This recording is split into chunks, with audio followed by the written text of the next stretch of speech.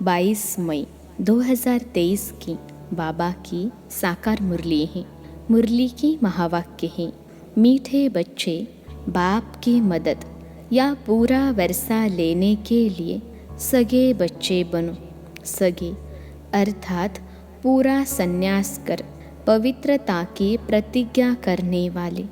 प्रश्न है, बाप फुल रहम दिल है, कैसे, कौन सा रहम बच्चों पर सदा ही करते हैं?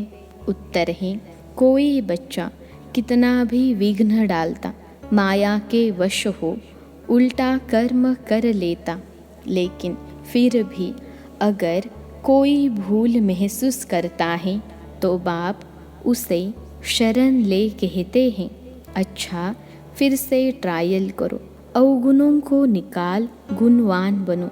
बाप फुल रहम दिल हैं, क्योंकि जानते हैं बच्चे और कहाँ जाएंगे, सदा सुखी रहें, यही बाप की आश रहती है। गीत है, तुम्हारे बुलाने को जी चाहता है। ओम शांति। मीठे मीठे बच्चे, तुम्हें गोप गोपियाँ भी कहा जाता है। सतयुग में गोप गोपियाँ नहीं होते हैं, वहाँ तो राजधानी चलती है। गोप गोपियाँ संगम युग पर हैं, जबकि गोपी वल्लभ भी आते हैं। वल्लभ बाप को कहा जाता है। बच्चे याद करते हैं कि बाबा फिर से आओ। सभी सेंटर्स के बच्चे होंगे। सबको पता है कि बाबा इस समय मुरली बजाता होगा। वह मुरली टेप में भरती होगी, लिखते भी होंगे, लिथो होगी, फिर हमारे पास आएगी, हम धारणा करेंगे, फिर हम धारणा कराएंगे। यह सब समझते होंगे कि मधुबन में तो गोप गोपियाँ गोपी वल्लभ से सम्मुख सुनते होंगे, वो ही मुरली फिर हम 4-5 दिन के बाद सुनेंगे।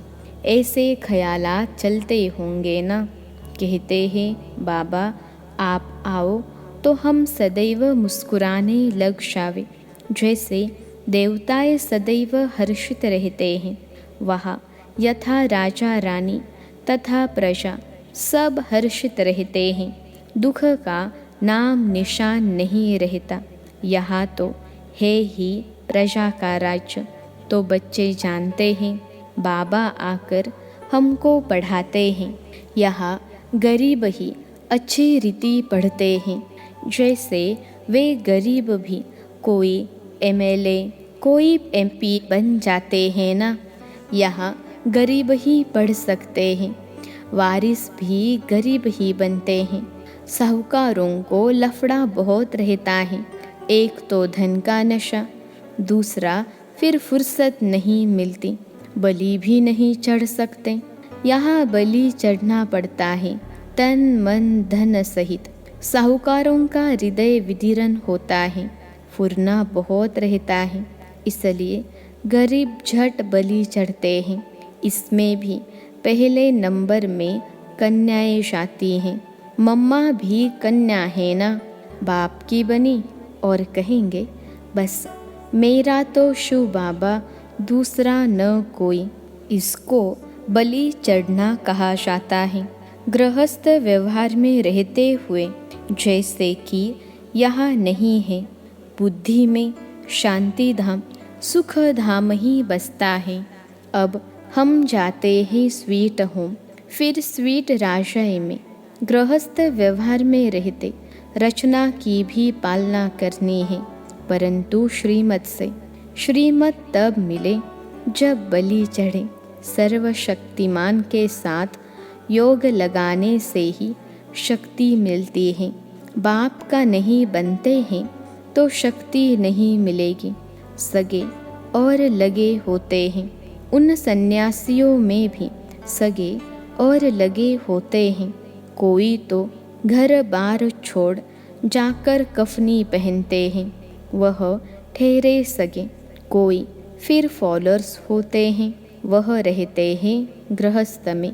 उनको कहते हैं सोतेले, सगे नहीं कहेंगे। उन्हें फिर वर्षा मिल न सके, क्योंकि अपवित्र रहते हैं।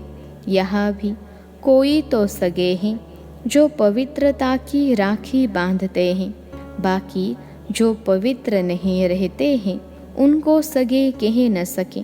यह है राजयोग द्वारा संन्यास, वह है हठ योग द्वारा संन्यास। बाबा ने समझाया है कैसे अपने को सन्यासियों के फॉलोअर्स कहलाते हैं, परंतु रहते हैं घर गृहस्थ में तो उनको वास्तव में फॉलोअर्स व सन्यासी कह न सके। सन्यास करने का पुरुषार्थ करने चाहते हैं, परंतु बंधन है। जिन्होंने कल्प पहले सन्यास किया है वही छोड़ते हैं, वह हो जाते हैं सगे और वह लगे। यहाँ जो भी बाप के बनते हैं वही सगे ठहरे। मदद और वर्षा भी सगे को ही मिलेगा, लगे को मदद मिल न सके। बाबा ने समझाया है यह है ज्ञान इंद्र सभा। यह सब ज्ञान पुखराज परी हैं। 9 रत्नों की भी बहुत महिमा है। 9 रत्न की अंगूठी भी पहनते हैं। ब्राह्मण लोग कहते हैं यह पहनो तो तुम्हारी दशा बदलेगी। पत्थरों की भी महिमा कर दी है। वे ही तो तुम बच्चे हो। जितने जो सर्विसेबल बच्चे हैं वे विजय माला में आते हैं। ऊंचते ऊंच हैं हीरा बनाने वाला बाबा, उनको बीच में रखते हैं। मनुष्य तो इन बातों को जानते ही नहीं। 9 रत्न कौन हैं? पत्थर से भेंट क्यों करते हैं? जैसे नदियों से भी भेंट करते हैं। तुम हो ज्ञान नदियाँ, वह है पानी की। तो कहते हैं बाबा आओ, तो हम सदैव हर्षित रहेंगे। आपकी मुरली सुनकर औरों को सुनाएंगे। फिर हाँ, प्रिंस प्रिंसेस बन रत्न जड़ित मुरली भी बजाते हैं। मुरली बजाने का शौक रहता है। श्री कृष्ण को भी मुरली थी ज़रूर, जबकि वह प्रिंस था, रास करता था। बाकी ज्ञान मुरली सुनाना या बजाना तो ज्ञान सागर का ही काम है। वह ज्ञान मुरली बाप आकर चलाते हैं।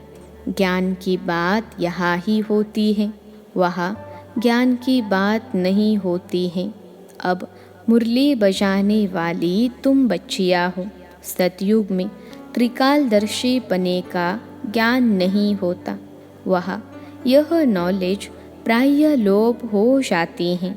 परंपरा नहीं चल सकती, पीछे तो होती है प्रारब्ध। ज्ञान एक ही बार मिलता है। अभी तुम 21 जन्मों के लिए प्रारब्ध पा रहे हो। प्रारब्ध मिलेगी फिर तो बाबा भी परमधाम में जाकर बैठ जाते हैं। तुमको ज्ञान योग बल से विश्व का मालिक बनाकर हम वाणी से परे हो बैठ जाते हैं। फिर वहाँ मेरे को कोई नहीं जानते। मुझ रचयिता और मेरी रचना को कोई जान नहीं सकते। न बाप को जानते, न सृष्टि के आदि मध्य अंत को जानते हैं। वहाँ यह ज्ञान नहीं रहता है। राधे कृष्ण को वहाँ यह पता हो कि फिर 14 कला बनना है तो राज्य ताज की खुशी ही गुम हो जाए। यह ज्ञान वहाँ रहता ही नहीं। बाप हर बात क्लियर समझाते हैं। तुम भी सन्यासी हो, वे भी सन्यासी हैं। वो है हठयोग का सन्यास। सन्यासी हद का घर बार छोड़ जाते हैं। वहाँ है शंकराचार्य और यह है शिवाचार्य। शिव बाबा ज्ञान का सागर है ना, उनको आचार्य कहा जाता है।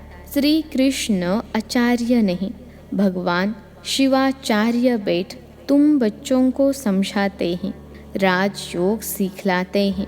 वह हठयोगी है, वह राजयोग सिखला न सके। यह बेहद का बाप ही सतयुग का राज्य प्राप्त कराने राजयोग सिखलाते हैं। तुम अब बाप के पास आए हो, वे जन्म बाई जन्म संन्यास लेते हैं।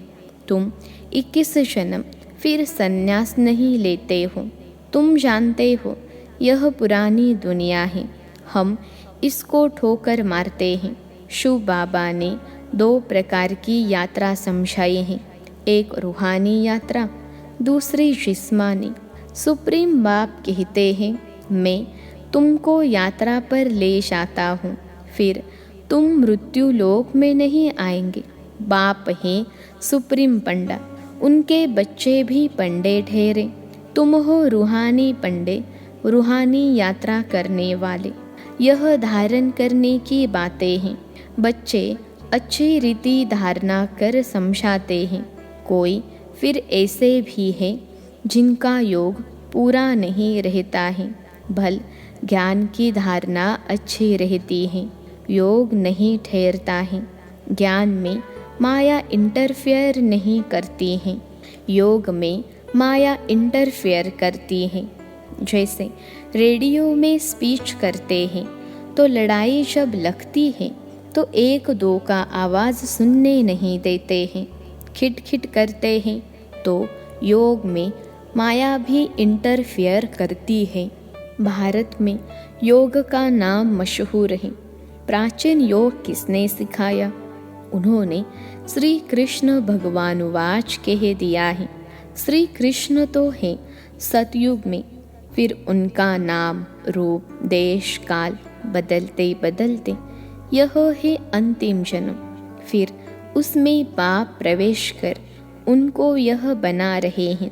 तुम जानते हो, ब्राह्मण सो देवता बने, फिर क्षत्रिय सो वैश्य सो शूद्र बने। बाप बैठ समझाते हैं, मैं जो भी तुमको नॉलेज देता हूँ वह प्राय लोभ हो जाती हैं, इस द्वारा सुनाता हूँ। तो पहला नंबर नदी ब्रह्मा, मेला लगता है ना ब्रह्मपुत्रा और सागर पर। यह ब्रह्मपुत्रा है बड़ी नदी, जो धारणा करके कराते हैं। बरोबर भगवान रूप बदल कर आया है। जो निराकार रूप है वह बदल कर साकार में आते हैं। ब्राह्मणों का सबसे ऊंच कुल है।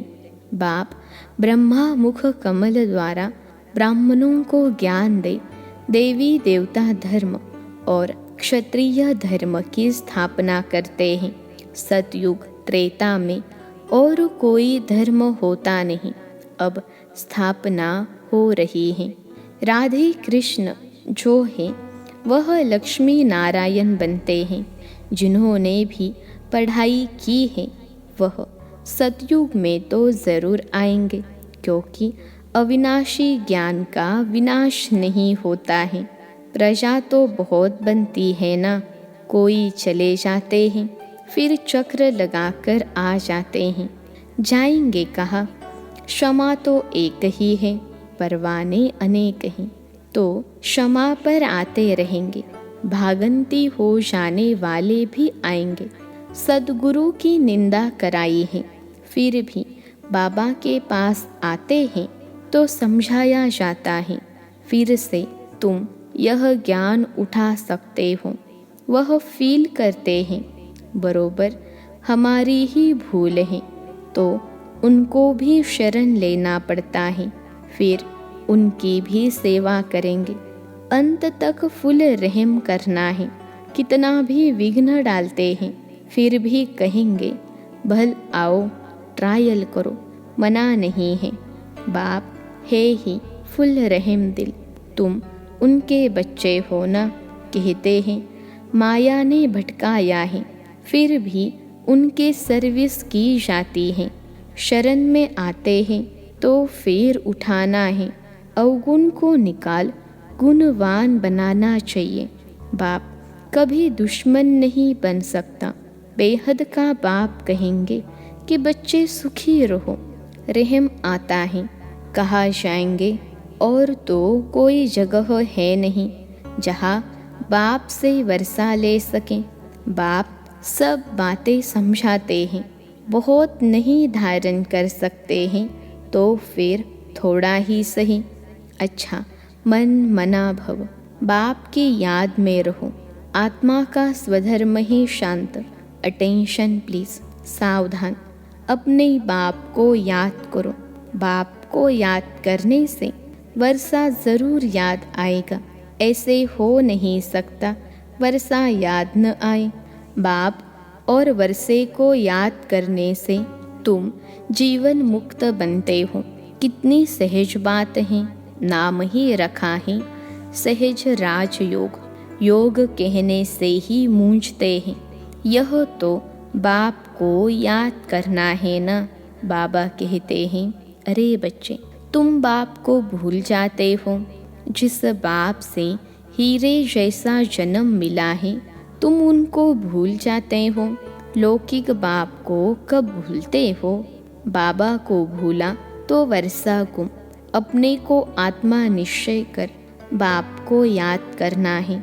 आत्म अभिमानी बदले देह अभिमानी बनने से धोखा खाते हैं।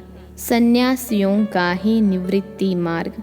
भारत पतित बनना शुरू हो जाता है तो यह आकर मरम्मत करते हैं। अपवित्र बनने से थामते यानी रोकते हैं। उनमें प्योरिटी की ताकत रहती है।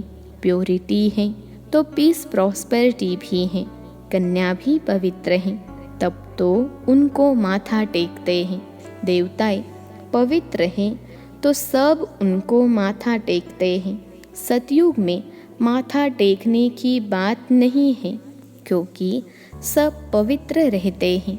अपने दर्पण में देखना चाहिए कि हमारे में कोई भूत तो नहीं है।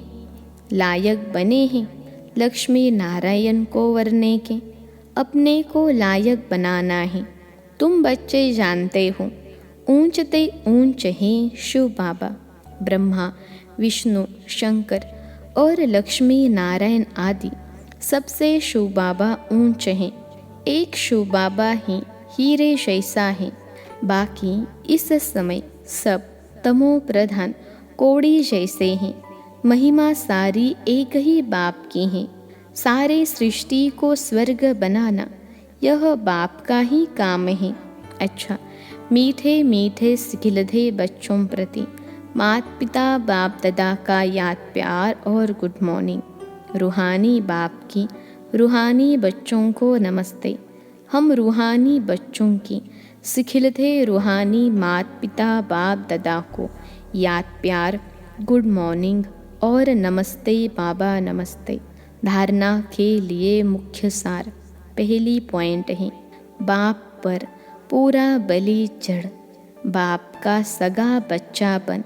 बाप से पूरा वर्षा लेना है, पूरा पवित्र बनना है। दूसरी पॉइंट है, अपने को दर्पण में देख, भूतों को निकाल, गुणवान बनना है।